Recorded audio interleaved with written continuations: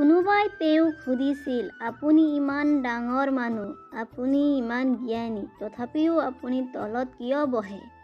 তেতিয়া তেওঁ এটা হাঁহি মাৰি কৈছিল, তলত বহা মানুহ কেতিয়াও পৰি নাযায়। তোমাৰ জীৱনত যিমানেই সমস্যা আহিব, সিমানেই তুমি সফলতা পাই গৈ থাকিবা।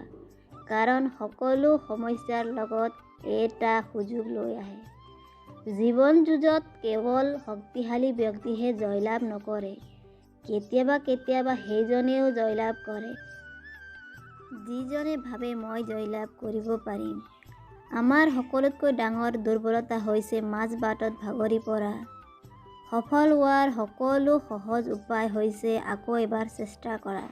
যদি আপুনি বহুত ডাঙৰ সফলতা বিচাৰে, তেনেহ'লে অসফল হ'বলৈ প্ৰস্তুত থাকক। কাৰণ প্ৰতিবাৰ অসফল হোৱাৰ পাছত আপুনি আপোনাৰ ভুলবোৰ শুদ্ধ কৰি ল'ব পাৰিব।